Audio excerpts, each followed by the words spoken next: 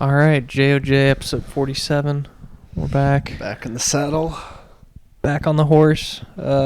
Just did a workout. Ben led me through a nice little workout. A lot of heads were turning. I don't know why that gym opens up at 8, though. 8's kind of late for a Saturday. Yeah, I could have been there at 6 if I wanted. Gotta sleep in a little bit. Yeah, so a lot's happened. I saw Andrew Schulz special on Netflix. I was telling you about it. You hate him for some reason. I don't know why. Maybe we can discuss. But the special is great, dude. It was hilarious. Did he go after Kendrick at all? Because I know they've been beefing a little bit. Oh, that's why you don't like him. He's not on Team Drake. Team Drizzy Drake. OVO squad. 40. OVOXO. No, he didn't. No, it was all about how he his sperm wasn't good. Oh, yeah, you were mentioning that. And he led. It was pretty incredible. Like, he led the listener through jokes through the whole process of like how he was so confident, like it had nothing to do with him. And he felt bad for his wife thinking it was her. And then come to find out it's like his sperm's not good. And her eggs were fine. Yeah, and so he had to go to the sperm bank and they had to do IVF. Yeah. And it's hilarious, but it's good, man. You should watch it. I'll watch it tonight. There's some funny ass jokes in there. And Is he your top comedian? I would say that's probably my favorite special. Like I was telling you, I compare it to like Dave Chappelle, that level of just. That's some high praise. Yeah, and I don't say it lightly, but like I was sitting there just super stimulated, and I haven't seen that many comedy specials though. Yeah. I can't remember the last one I watched. Well, if you haven't seen the Andrew Santino cheeseburger one. Oh my god, he's good. The Shane Gillis one is funny. That's like the I last Love one Dogs or something like that. Yeah. I'm trying to think of any other good ones. That was the last one I watched was Shane Gillis, and that was good. Yeah. It's like comedy's so important for the culture. Gotta laugh, and you gotta be able to relax enough to have some jokes thrown your way. Yeah, that's a good point. There's been, even one time I was at Zany's, and there were these people sitting in front of us, and you could tell the entire time, like, they were looking at each other, like, not. They ended up getting up and leaving, like, 30 minutes in, yeah. It wasn't their thing? Just wasn't their thing. It's like, props to them for trying to stick it out, but, there's definitely people that go into some of those comedy shows and, like, they take it personal. Yeah. It's like, come on, man, like, you're missing the whole point. Yeah, some people don't like that comedy where it goes, yeah, it's like they're pushing the boundaries of like, and it's going to make you feel uncomfortable. It's going to make you, but you got to laugh at it all. And yeah, going to it in person is a different experience versus obviously watching it on TV. Yeah. We saw the Packer. Yeah, Todd Packer. I can't remember his name off the top of my head. Yeah, we never know his name. But he was mid, without the Office character and Champ from Anchorman. Yeah. Probably doesn't have much to stand on when it comes to his comedy. But, every time I think back to, you obviously love the Kill Tony stuff. And we've talked about, like, if we went, throwing our name in the hat and, like... Yeah. Coming up with 60 seconds of comedy. Because you can talk shit about these people that go up on stage and bomb, but it's like, unless you're standing up there, like, you got no idea what that type of pressure feels like. It's like, the public speaking, like giving a big speech. It's like, man, that was a terrible speech, and then you go up there and you're like, yeah, it's a completely your different voice game. Get higher, you start chopping up your words a little bit, and adrenaline's pumping. You're just like, damn. Yeah, and then you have to like breathe through it, but I think it's probably one of the most challenging careers. If you think about how many people try and how many people succeed, it's very small percentage of human like beings. Brendan Schaub. You're not a fan? No. I never really watched his comedy, but he's just not very funny, I don't think. Yeah. He's got some good storytelling, and Fighter Cody and the would Kid. like this because, yeah, the Fighter and the Kid, and then they bring on Chris D'Elia. It was like the perfect trio of people to have some good jokes going versus just, all right, I'm going to listen to an hour and a half of Brendan Schaub talk. Yeah. It's like, that's not as engaging. You saw Brian Callen. I've seen Andrew Santino was the first one. Brian Callen. I saw the guy from Benchwarmers, the billionaire who was getting the titty twisters. He was really funny. He's hilarious. I'm trying to think. I know I've been at least 6 times. You saw Santino. Yeah, Santino was the best. I saw Lil Sasquatch. Oh, yeah. He's a Barstool guy. He wasn't very, it was kind of like that bro comedy where everything, and he had like 3 bro-y guys go up before him. Oh, so it's kind of all like the same shit of like, it's all kind of like the self-deprecating comedy. Yeah. It's like, yeah, I've got a tiny dick, meeting this girl. It's like, dude, like, I have no chance. Yeah, it's like, that can be funny up until a point, and it's like, all right, dude, like, you got to find a different angle to get people to laugh. Little Sasquatch. Yeah, and then Unique I know name. I've seen at least one or two more. But yeah, the live comedy stuff is like, it's a different experience because you go in, even at concerts, it's different because everyone's got their phones up. You go into a comedy show, you got to lock your phone away. It's like you're present in the moment. And I think a lot of people, why comedy is kind of climbing and people really enjoy these people because it's a authentic experience, Yeah, I think that whoever came up with those yonder bags, that was a great idea because there's one side of it where it is a benefit where people can't record the comedian's jokes. Yeah. And then, they release them on social media and then it's kind of like defeats the purpose. Yeah. But on the other side of the coin, it forces you to be in the moment. And everyone has it, but you have like that instinct to like check your phone Yeah. And so you can't do that. And I actually went to Austin and I went to, I can't remember. It's the one next to Joe Rogan's Club. Okay. It's like a year or two ago. And I saw Tyler Fisher. He's like this 4'11" midget comedian who he got canceled in New York. He was in New York for a while. And he was just talking about, all the political stuff. He got canceled. So he's kind of on this tour. No, he got canceled because he was an actor too. And he basically was told by his agent he's not going to get any roles because he's a white male.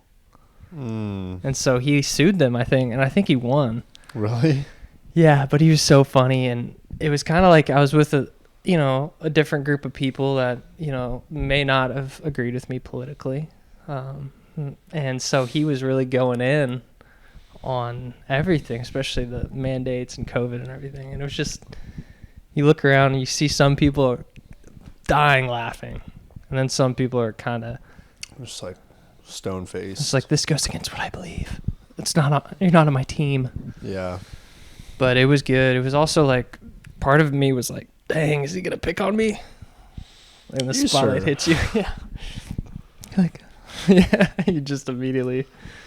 Yeah. Well, there's definitely, every time that I've been to, there's been some people that are like, they're trying to get involved, whether like they're not necessarily heckling, but it's you remember how small Zanies is. There's 100 people in there, so if you're talking, they're gonna hear you. Yeah. And so there are people that try to get engaged, and then that's where the comedian's like, right, shut the fuck up, and then they start going at you. They like, put this you in isn't your your place. show. Like, this is mine. Yeah. They ambush it. They don't try to challenge them or something. It's like they're professionals at shit talking. Speaking of comedians, I don't know if you've seen anything about Joe Gatto recently. I listened to him on Santino's podcast. Well, so the other day. He's under some criticism because someone's like accusing him of like sexual assault. Joe Gatto? Yeah, from Impractical Jokers. He sexually assaulted a turkey sub. Yeah, meatball sub.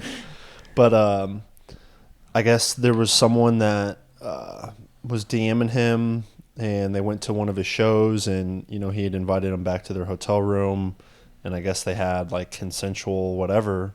Yeah. And sure enough, after the fact, they're like, no, he assaulted me. So he checked into like a inpatient facility yesterday. I saw this. He did? Yeah, Joe Gatto did. Because he feels bad? Or it's like a publicity thing? I don't know. Could be something. And then I was reading something else, and people are accusing Murr of the same thing. And it's like, yeah, I thought, this comedian that I looked up to was really cool. We start spending time together, and then it's like regret. And then they start accusing these people of things, which is just like, it's ridiculous. It is ridiculous. Like, what do you think's going to happen if you are, gorging over this like comedian guy, and then you're invited back to his hotel room like after the show? Like, do you think he's just going to tell you jokes in the hotel room? And what do you think this is? I mean, yeah. Let's see. Personally, I think all of them are really funny, but Joe is like, he's great. And then what are they doing in the room? Like, I mean, he is so fat. He's a vegan. Really? Yeah, he was telling on Santino. He's like, yeah, I'm a vegan. He's trying to get his blood pressure down. So it says Joe Gatto was entered an inpatient treatment facility days after being accused of sexual assault and harassment. He also chose to cancel all of his upcoming tour dates. Having to take some time to reflect, I've decided to voluntarily enter an inpatient program to continue working on myself. Hey, I mean, maybe he did do something. That's the thing. Like, we don't know. Yeah. Is that him and the girl? Yeah, this is the girl.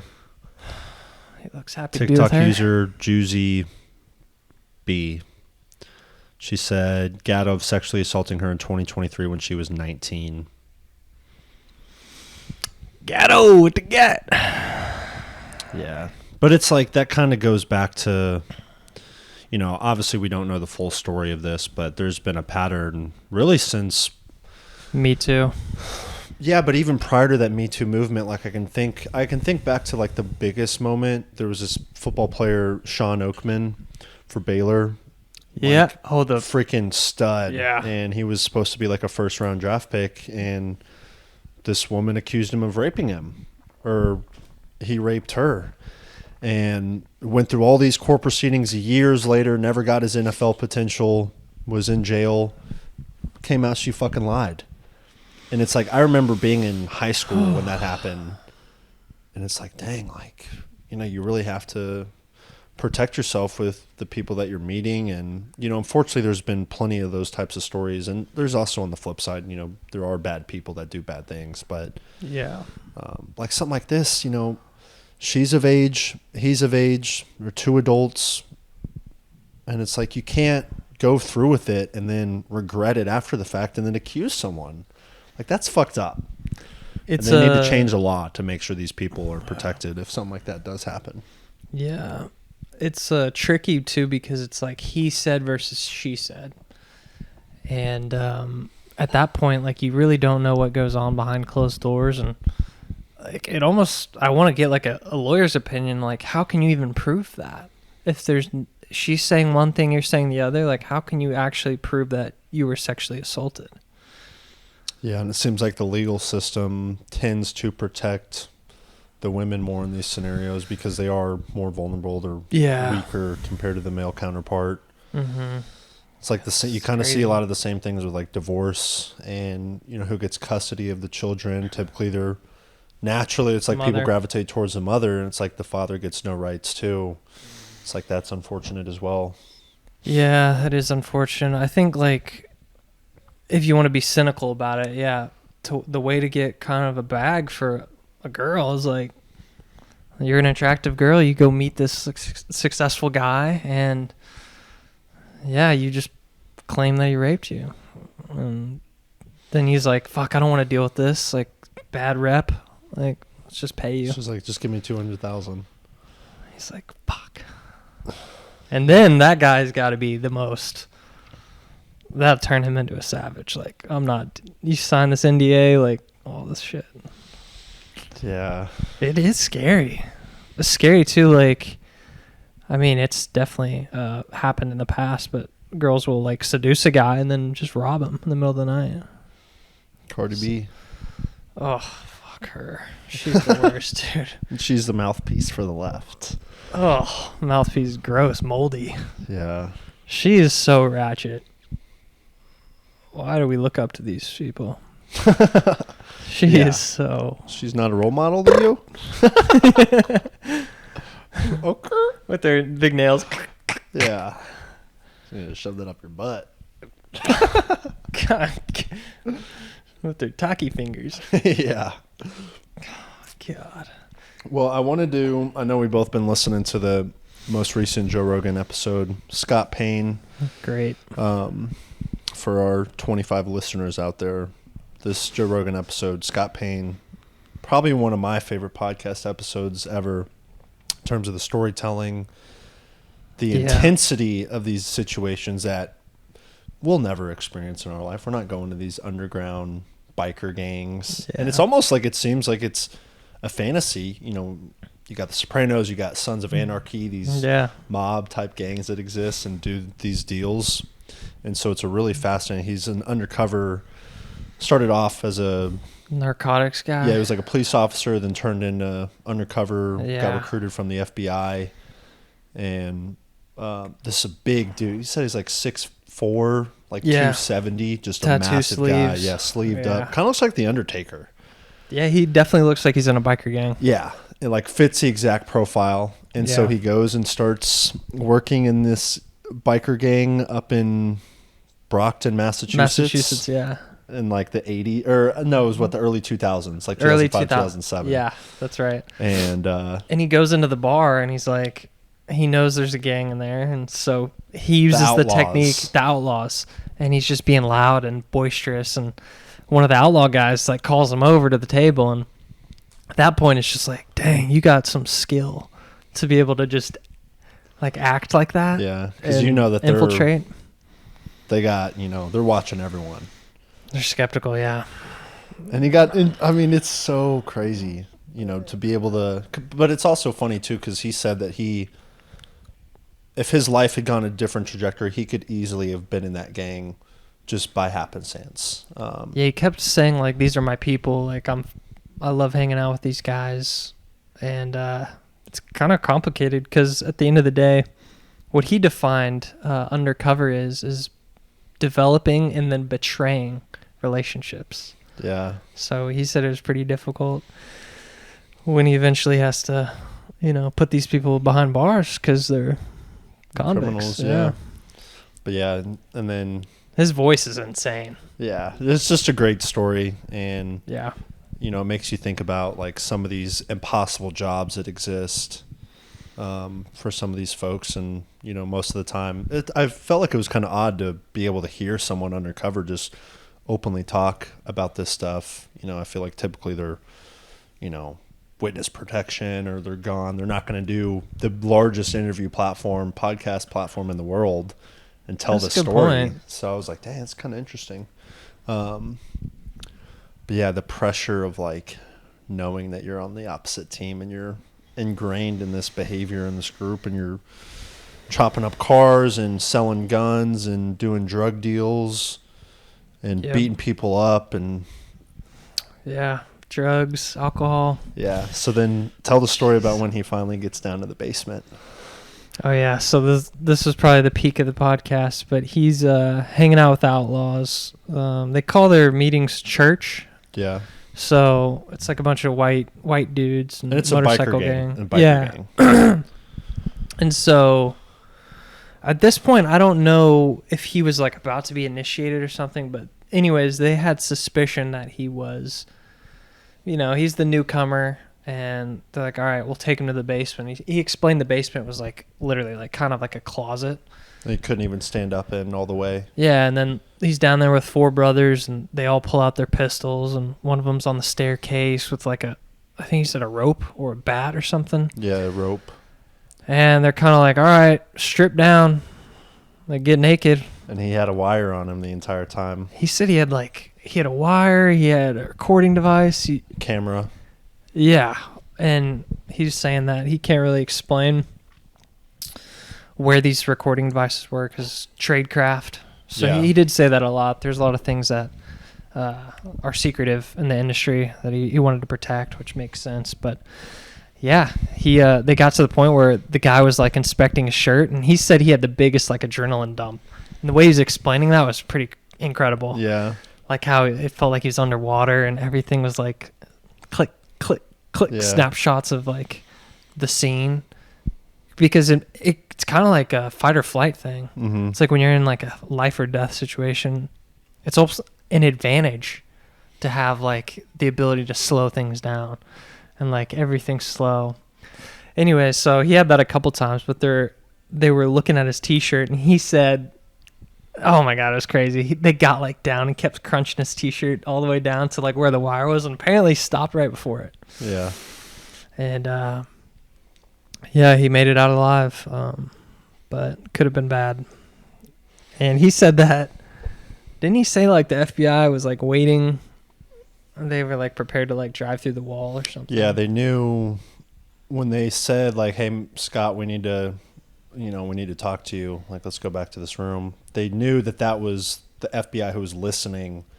They had been tracking these biker gangs for years, so they knew like, okay, that's abnormal. And so they got closer to the building to where they could really hear the entire conversation and were prepared, if they had found him out, to drive the fucking van through.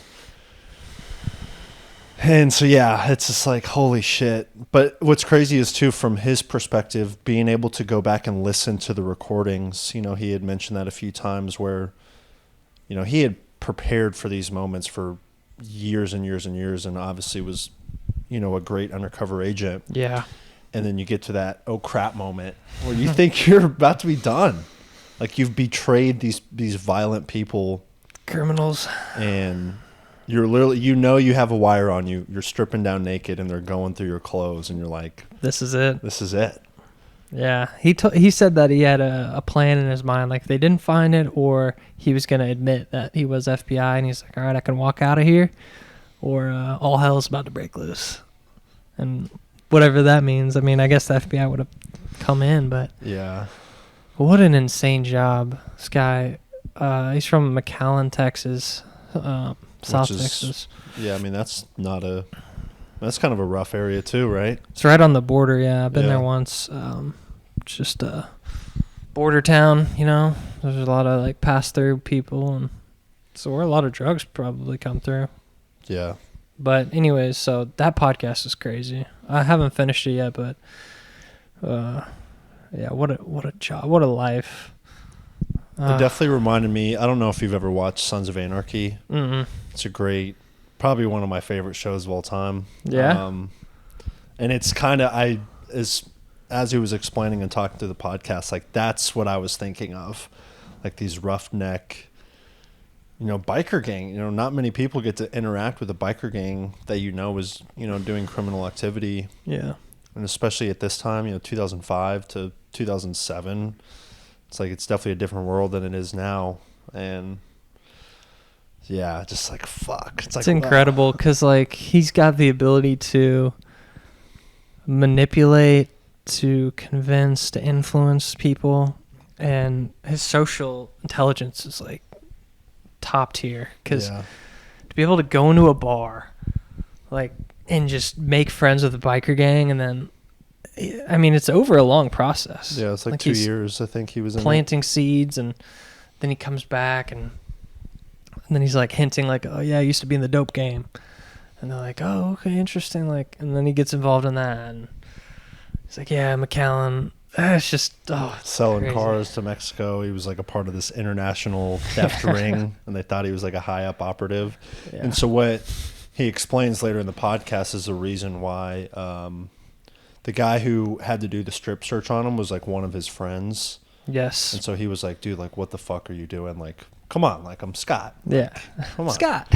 And so he's like, it's just the boss's orders. So the president of the entire charter of the Outlaws was the one who initiated the search. He's like, hey, this guy's been doing jobs for us for 2 years.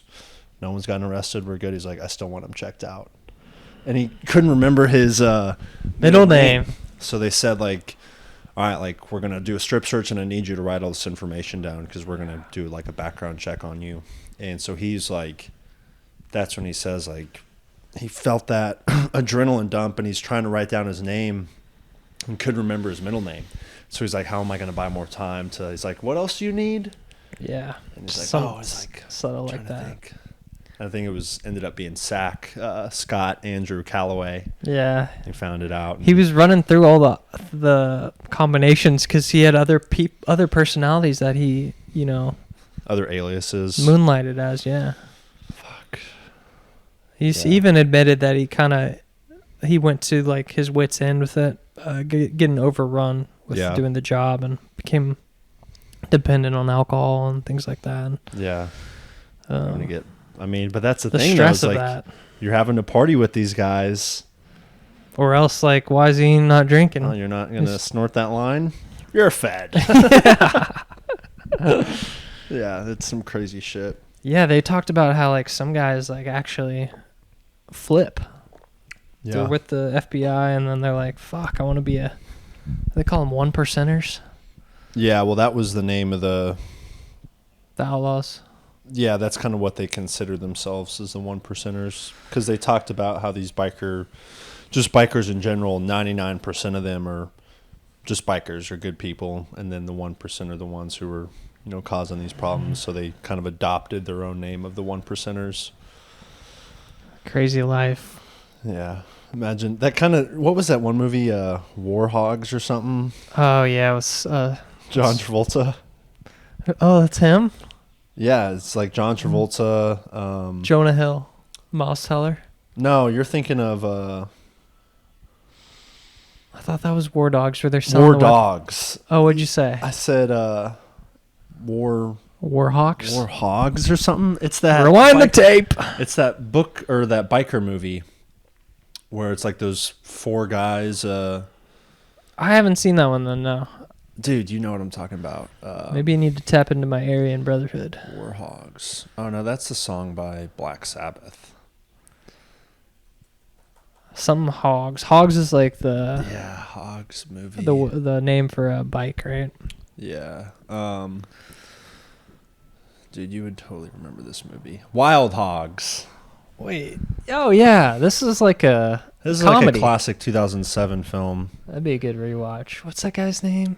Tim Allen. Yeah, Tim Allen, John Travolta, Martin Lawrence. William Macy. Yeah. He's so good. And then it's got... Martin Lawrence is in it, yeah. That's a good movie. And then Ray Liotta's like the... he's the... He's like the Undercover? biker gang... No, he's like the biker gang leader. Oh, he said... So you remember they go on this, cross country. Yeah. Hey, we're getting the boys together. Let's go ride the hogs and, go travel to the small... It was like a salsa festival. And then they get there and then, all of a sudden these bikers come into the city and are just like fucking destroying things. Yeah. And, it turns into this, brawl. But it's like it's kind of like the same, obviously dramatized in the movie, but the same idea of like these people who kind of just have control over an area and people are super fearful and intimidated because like there's 100 of y'all. It's like the police can't do anything. Like, it's like a gang. Yeah, cartel. Literally. Yeah, it's a good movie. It's on the rewatchable list. Yeah. Scott Payne. Watch it. It's probably one of my favorite episodes on there. I guess to kind of talk about the raw milk that I got. Oh, yeah. Got some new raw milk from a local spot and tried it. So I'm on day 2. And it definitely tastes better. It's got a different little consistency in the mouth, but it's good. And where did you get it from? I got it from a local spot. It's called Stone's Throw. They've got a big piece of land, but they've got a little storefront, and they sell everything like beef, pork, chicken, bunch of different snacks, and it's all kind of healthy stuff from these farmers, and they're real nice people. And so I always knew that they had their thing there. They've got eggs there. And I saw them at the farmer's market, and I was asking about raw milk. And, tried it out. We'll see if I don't die, if I don't get a parasite. Hush hush, like when you bought it, they're like, here's your raw milk. No, they were like, oh, sweet. First time? I was like, yeah. Like, okay, put your name down. It's coming in on Thursday. Pick it up Thursday. So you order it ahead. And because you got a full gallon, right? A full gallon, yeah. How much did that run you? $12. That's actually really cheap. Yeah, I don't even know how much a 2% milk is at the store, but Probably like $6 for a gallon, maybe. no, it's good stuff. We'll see if I guess it's like a good probiotic for your gut because it's got bacteria. It's like the process of pasteurizing is like heating up the milk to where it kills all the bacteria. But it kills all that good protein too.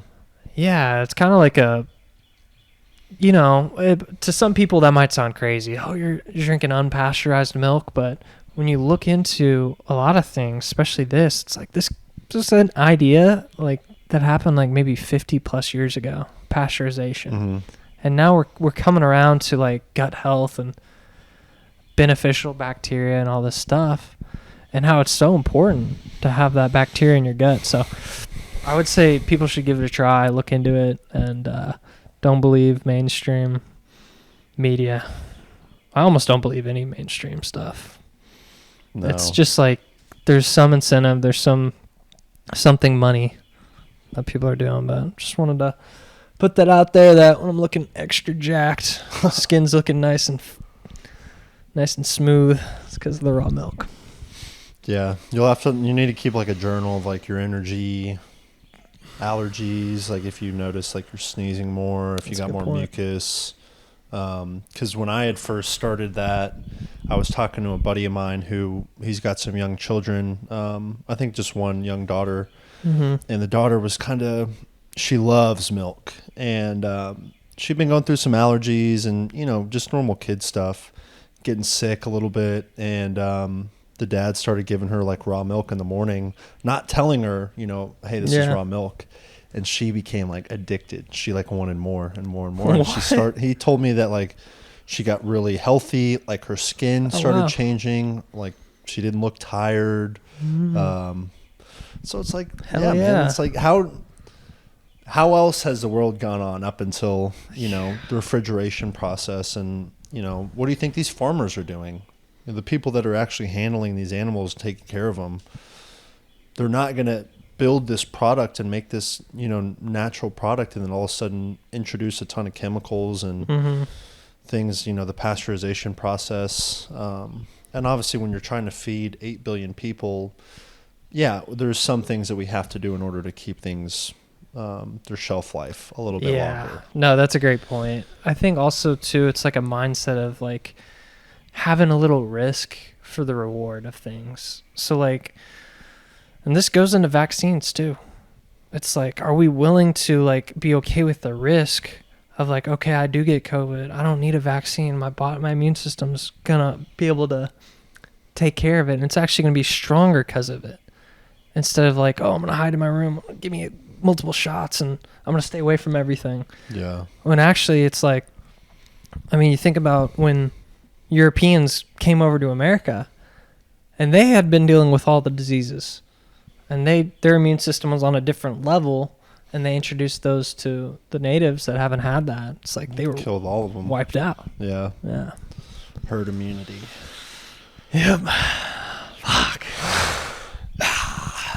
Okay, what else we got on the agenda? Did you hear about the woke Snow White? Oh yeah. What's her name? Rachel Ziegler. Yeah. Yeah, it's like one of the biggest box office bombs of all time, and it's not surprising. Like, Disney. Yeah, Disney. Shitter. It's a remake that people have seen a billion times before. Gal Gadot is a terrible actress. She can't act for shit. Yeah, she's just pretty good-looking. face. Yeah, like she's terrible. Those Wonder Woman movies, terrible. So basically, like, I heard an interview or a clip of Ziegler, who's Snow White, talking about how Snow White, this is like a different Snow White, and it's not about her being kissed by the guy and being saved. It's like the guy's in the movie, but it's not a love story anymore, and it's like about her now, and it's just like, God, I hate this shit. Like, why can't we just, like, a man falling in love with a woman and like being the man is not a bad thing. No. And it shows people don't give a shit about that type of stuff. The movie flops, just. And, when she was on this, press tour leading up to it, shit talking conservative people and the election, and then you got these parents who were reading this information and they're like, I don't want to take my kid to go see this movie, because you're like, you don't want to introduce them to certain ideas and things that they don't need to be told from Disney. Yeah. And it's like, Daddy, why are those two girls kissing? Oh, God. And then, of course, at the end of the movie, she does end up making out with some guy. Stupid bitch. Yeah, it's like feminism is great and everything. Like, we want women to be powerful, and we want women to be, have rights, obviously. But like, it's just for the record. Just for the record. Obviously, everyone has the same rights. Yeah.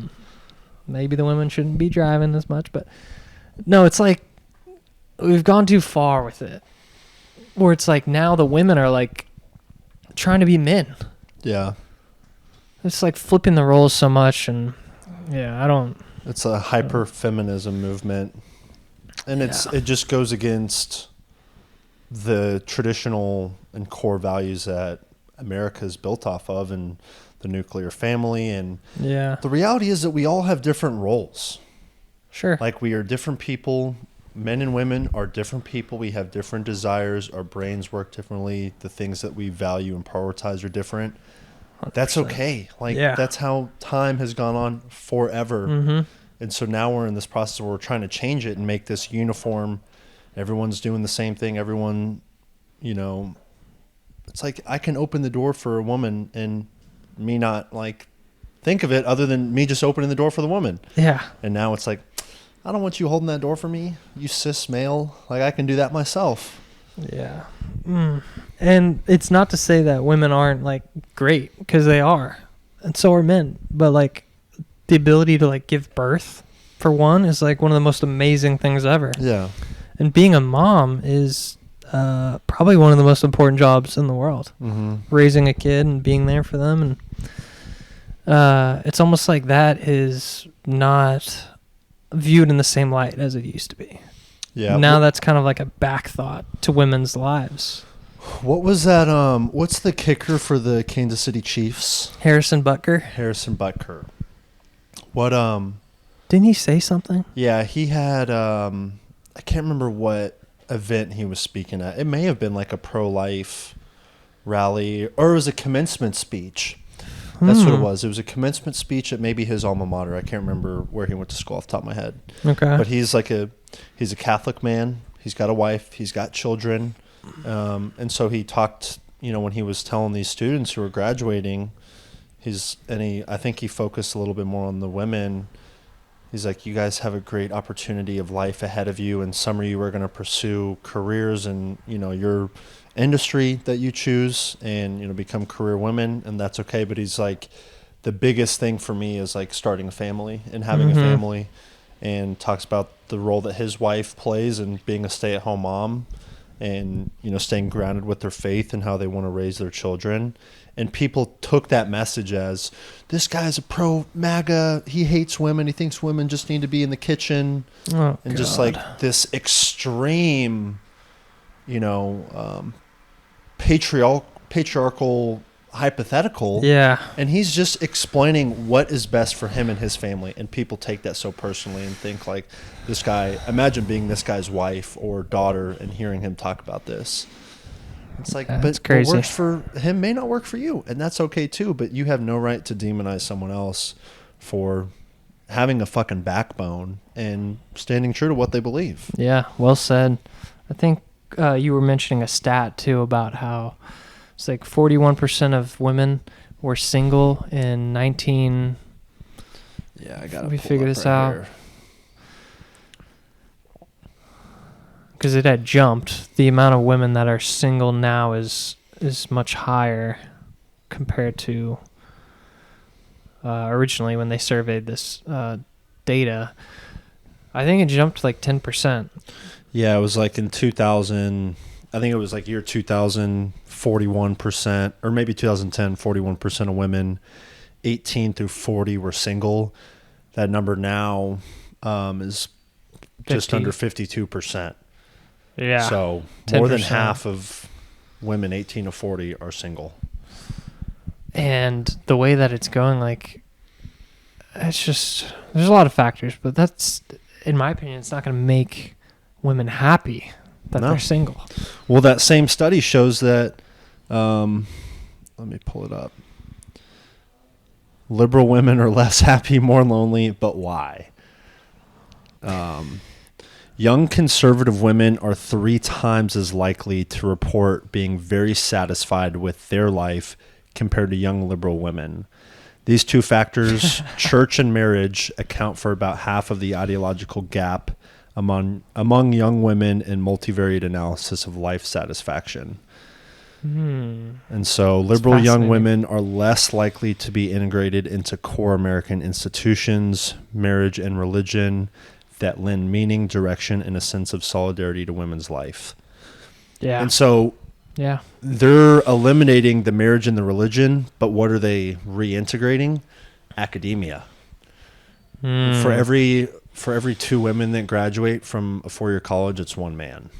So they're like doubling the amount of men that are going to college. Yeah, so they're getting these belief systems and building these career-focused women.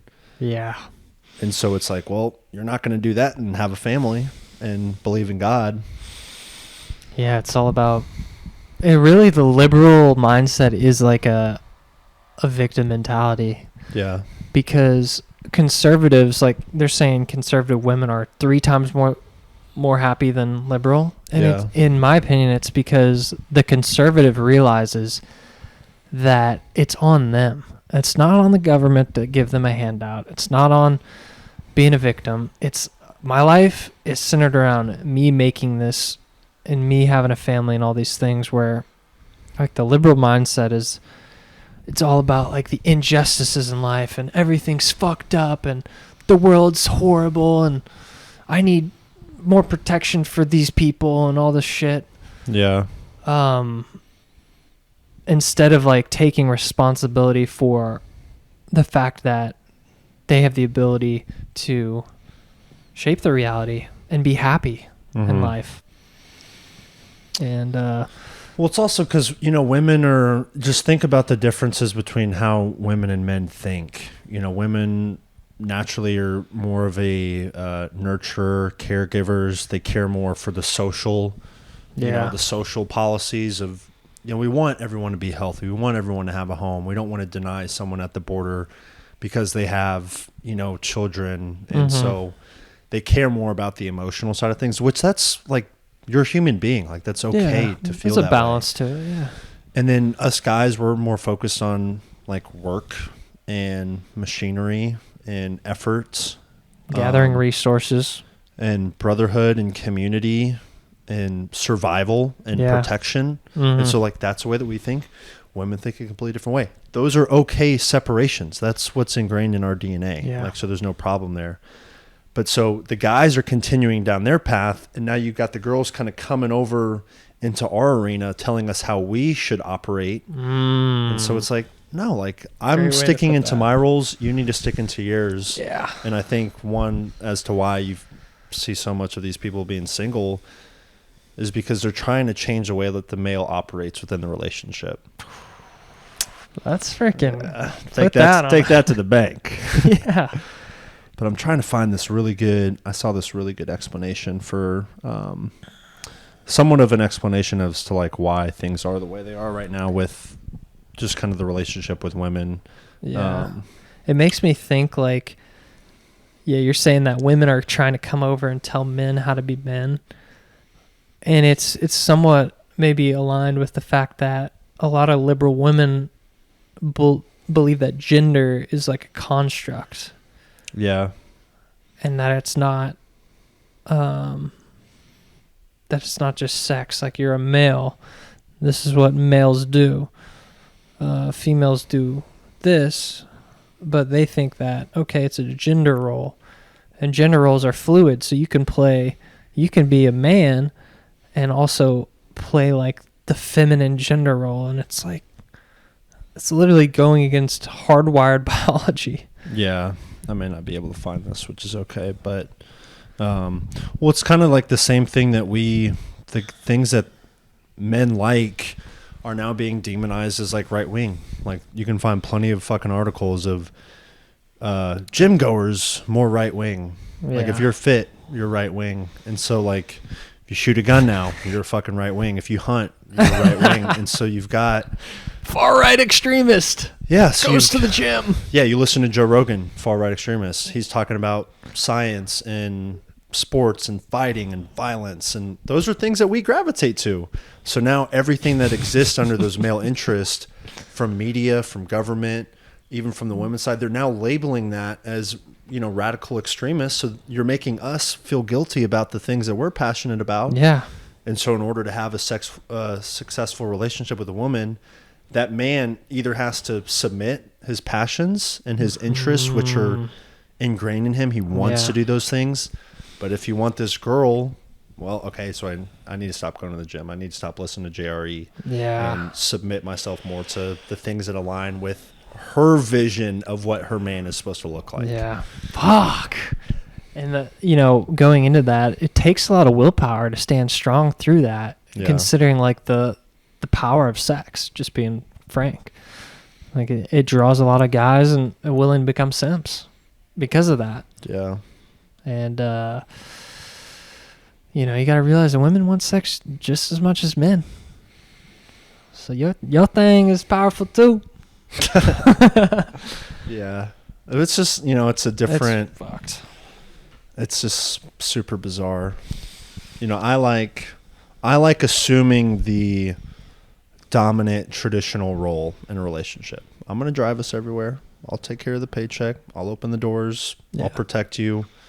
That's what matters to me. That's how I show my love and my care for someone. Yeah. And from the flip side, from what I want from my partner, I want more of the nurturer, the caretaker, someone to be, you know, emotionally available and take care of me.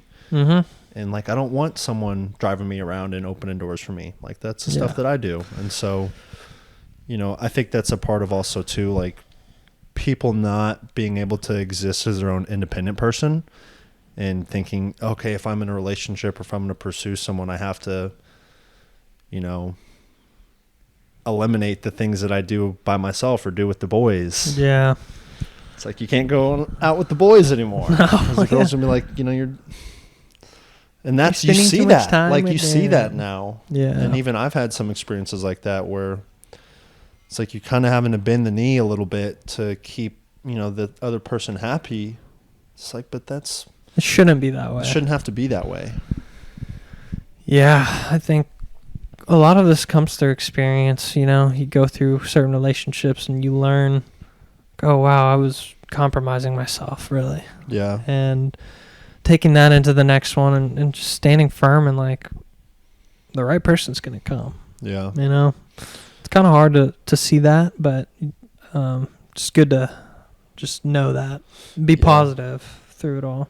And there's something that pops up on my Facebook or X sometimes, and it's like it seems to just be like a black focused, not necessarily a dating show, but it's usually there's like a host, and you have either 6 or 7, 8 guys or 8 girls that have a balloon in their hand.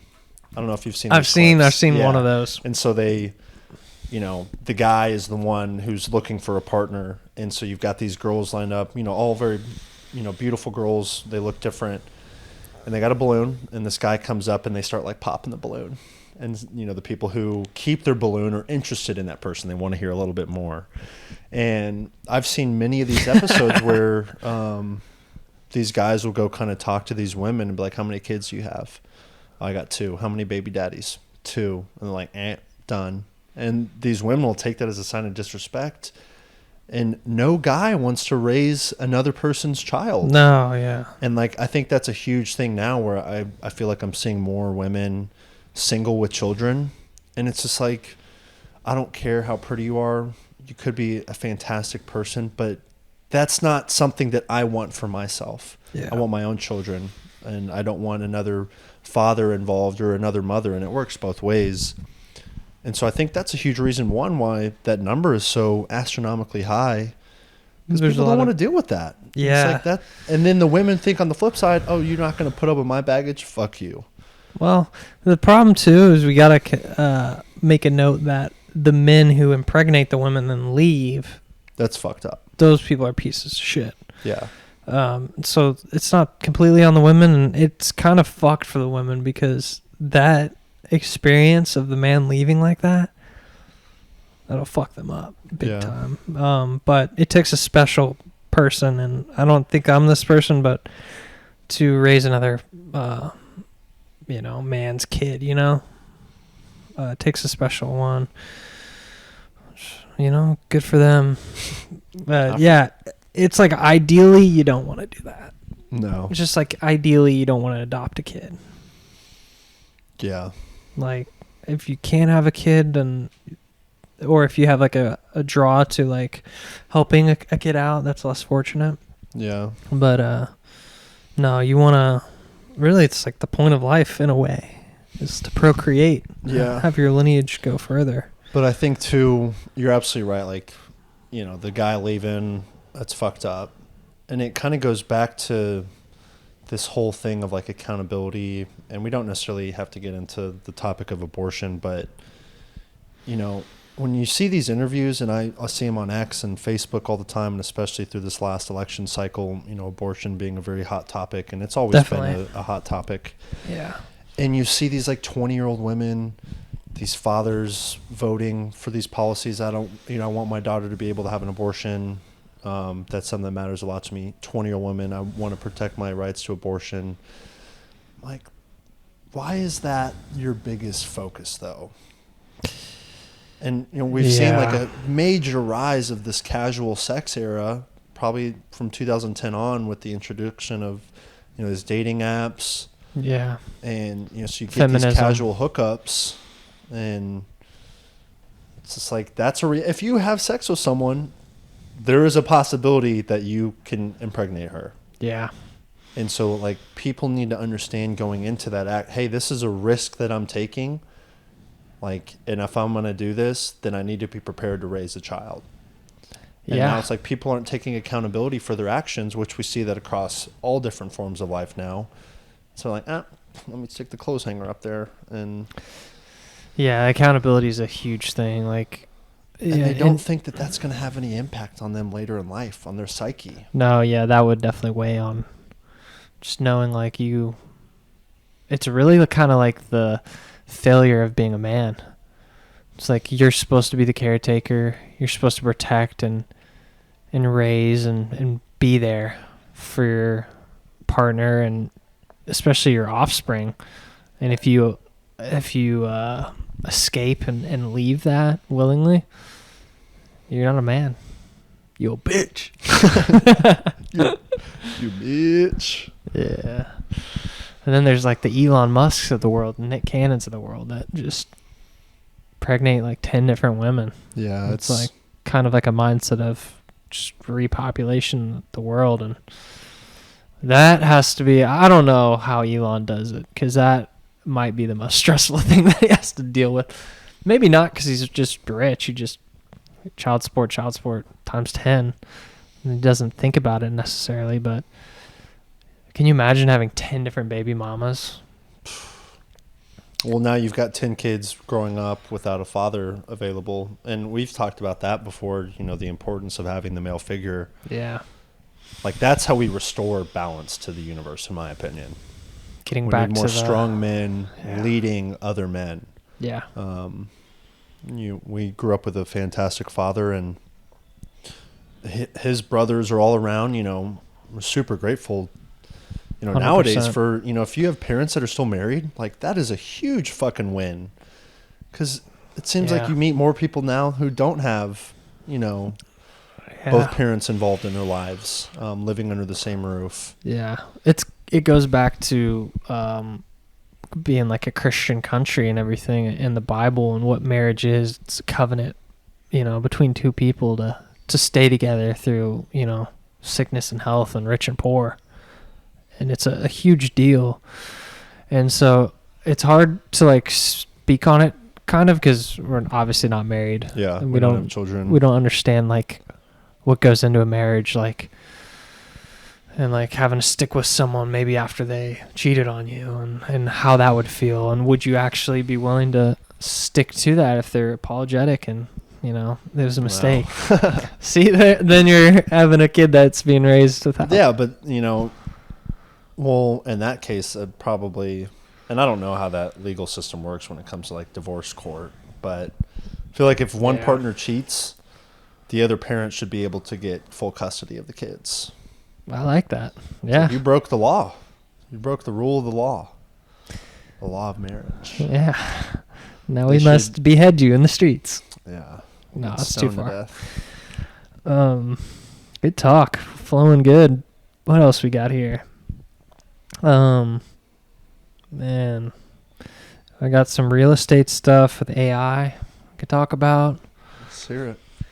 All right. So I think I told you about this, but there's a lot of new developments in artificial intelligence data centers in Texas. I have this article here from CoStar here. Hold on, let me pull it up. Well, it's not going to load. But basically, there's like an 875 acre tract of land in Abilene, Texas, all the way in West Texas, that they're in phase 2 of building the world's biggest AI data center. And there's investment from SoftBank, from Oracle, from OpenAI. And these are just data centers where, from my understanding, it's like Amazon has like a data center, right? The whole world uses Amazon. And to have that bandwidth of everyone being on the site at one time, you need like you need like the machines going full tilt. Yeah.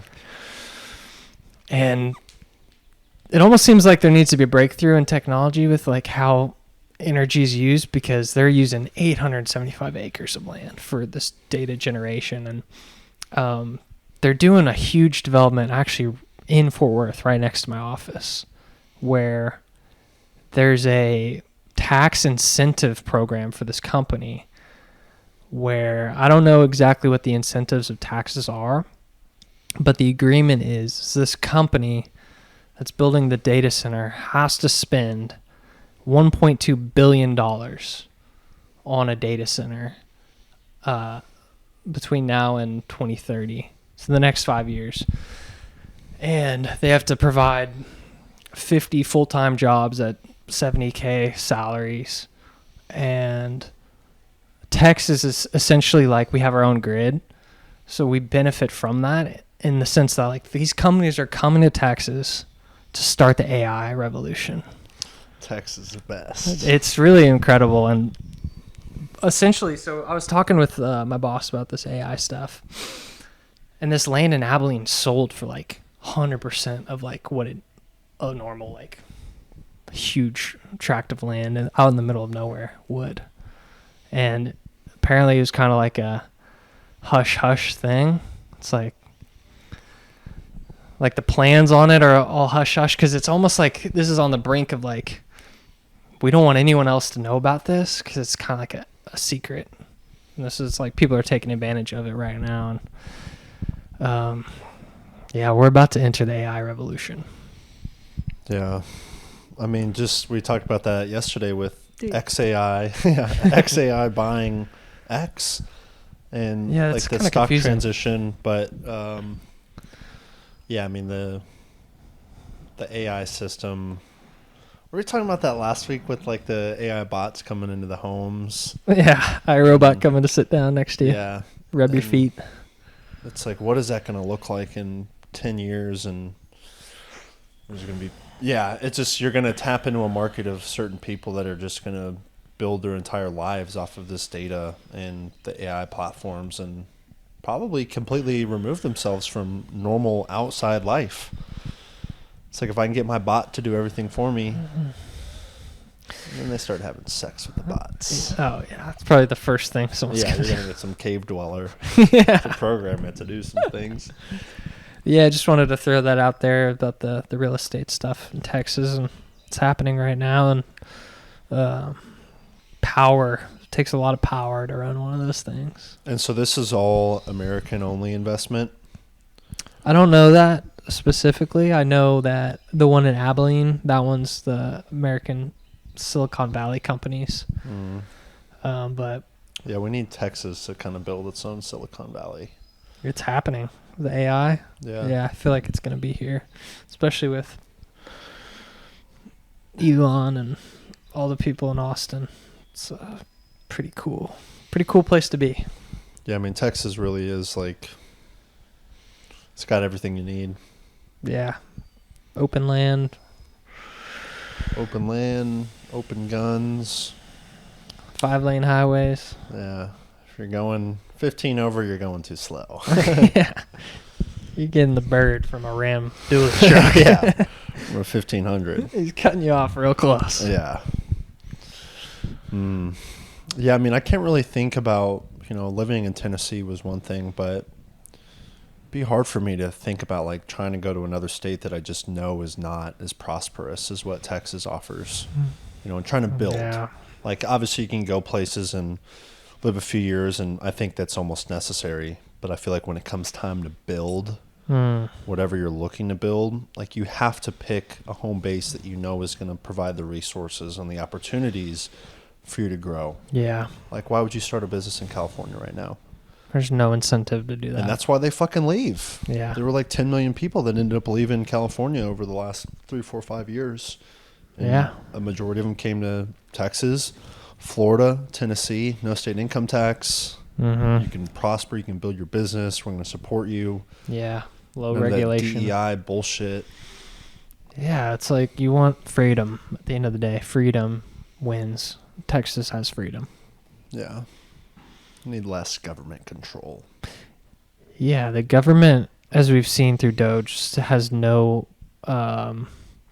it's at the point where, like, it's not just inefficient, it's actually fraudulent. And we need to overthrow them. January 6th, part 2. Just joking. Yeah. But, yeah, fuck.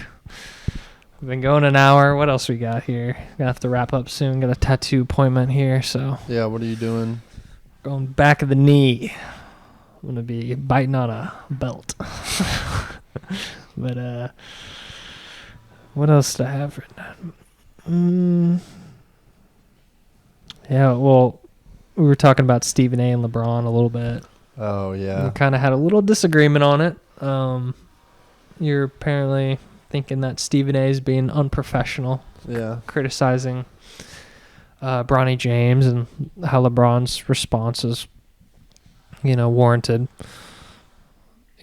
Stephen A. went on his own show. LeBron went on Pat McAfee, who's like this competition. So that's kind of like a slight to Stephen A. They're both they're both on ESPN. Yeah. And Stephen A. is just the dying breed. People are just done with the... I think everyone's starting to realize that a lot of these sports media people, they're just full of shit. Like, they don't watch all the games.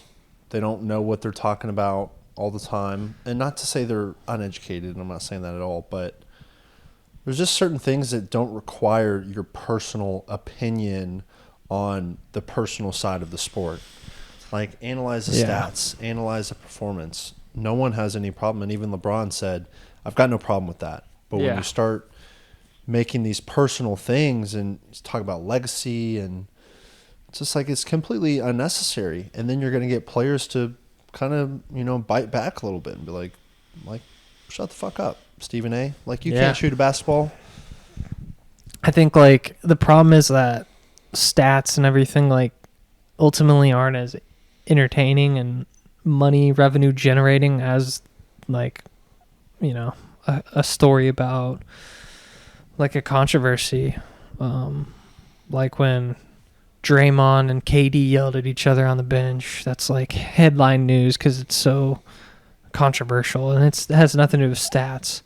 Like, even the story about Bronny and LeBron, it's like gonna get all the eyeballs. Stats don't. Like, stats are literally boring. People like watch sports for the storylines. So Stephen A is a good storyteller. Might not be the best analyst, but like in terms of like telling a story and the way he speaks is very. Well, he can be very convincing. Top tier. Yeah, he can be very convincing, but it's also like the same. You know, he got famous for, I feel like, having these outbursts.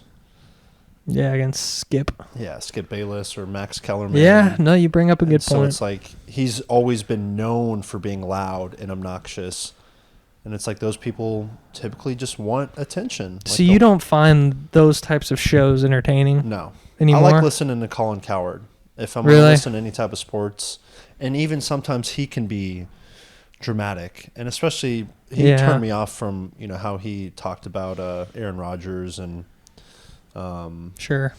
And so kind of going back to your point, I think Colin Cowherd is probably the perfect way to go about talking about sports and then bringing in a little bit of some personal anecdotal evidence to explain things better versus just Bronny James, trash. You know, it's just like that's not. I think there's there's a spectrum to it because you know, you're saying Colin Cowherd's maybe over here more stat based, and then there's like Kendrick Perkins. Yeah. Where I can't even stand to watch him. No. Because it's all feel, it's all emotion, it's all BS kind of. There's really no backing necessarily to what he's saying. It's more of just he's going to choose this side, you're going to choose that side, and it's going to be arguing this, and it's just going to be loud and. But that's like barbershop talk. It's like the person who may be right isn't always going to win the debate. It's like the better speaker sometimes. Well, and in the TV scenario, it's usually the louder one. Yeah. Who's going to yell over me long enough and keep talking? But I remember when JJ Redick, when he was done playing, you know, he joined a lot of those shows and was an analyst on there. He's calling them out. He would literally call them out. And I remember there's a great Mark Cuban clip of the same thing. But JJ was like, all right, he's like, I'm going to say something here. Clearly, none of y'all have ever played any level of high-level basketball. So, like, you don't even know what you're talking about. We love those clips. And so it's like, that's all you have to say.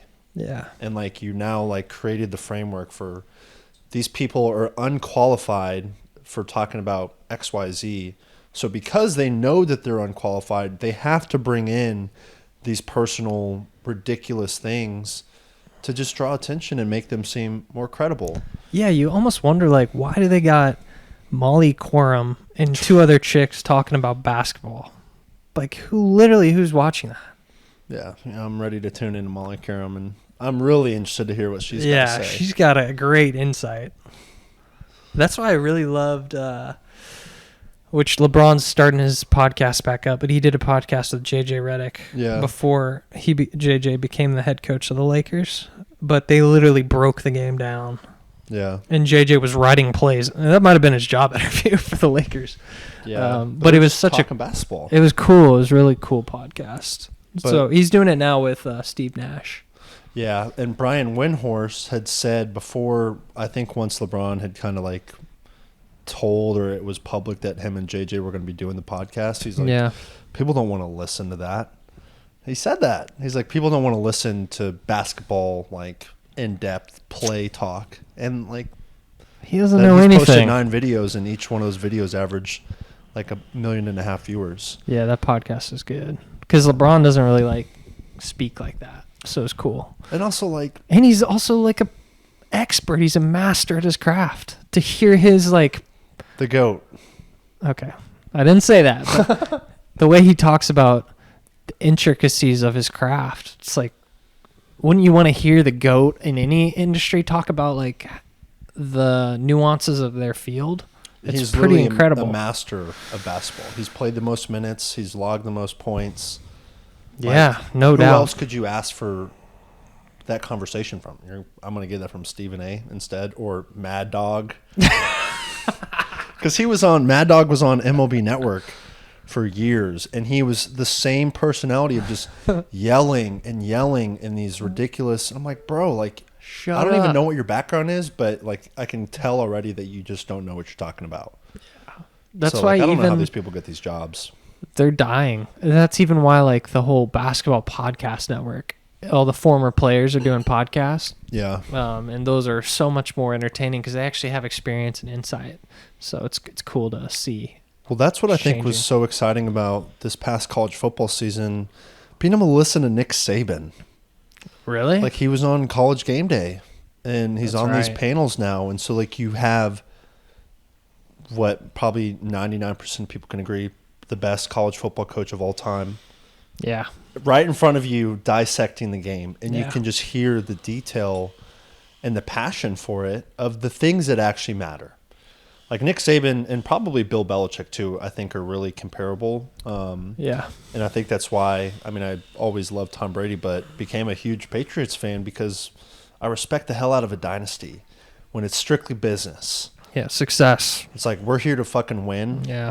You need to do your role. That's all we care about. And you can tell that Nick Saban implemented that and Bill Belichick implemented that.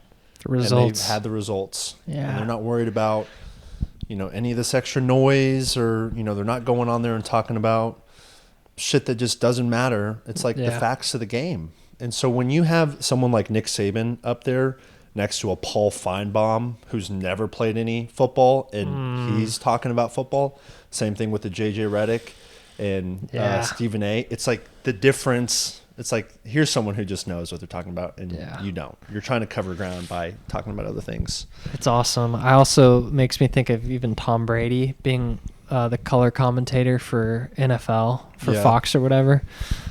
His insight's incredible too, because it's similar. He's the GOAT, and he knows everything and knows how to. He just knows so many different things that you wouldn't expect, and him breaking that down is really cool.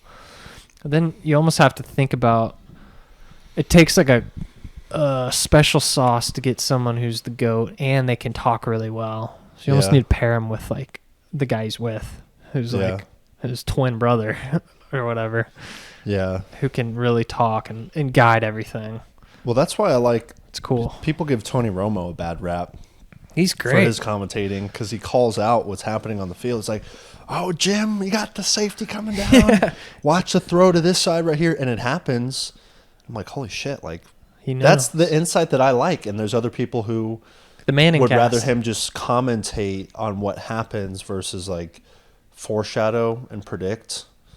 Yeah, you can kind of see the difference. Yeah, it's different for people. But. And I'm indifferent about it, but yeah, there's some good commentators out there. Joe Buck, he's one of my favorites. Kevin Harlan, Jim Nance, Reggie Miller, Greg Olson. I think Tom Brady will get a lot better. Joe Rogan. Yeah, the fight commentation. Yeah, it's like you want the people who know what they're talking about telling other people about the sport. Yeah, it's like if you've got the same way like personal training or whatever, literally any industry. If you're not experienced in the industry, you should not be talking to the people that are trying to get into the industry. Agreed. We need the practitioners leading it. Yeah. Hey, another episode, another week. Good stuff. All right.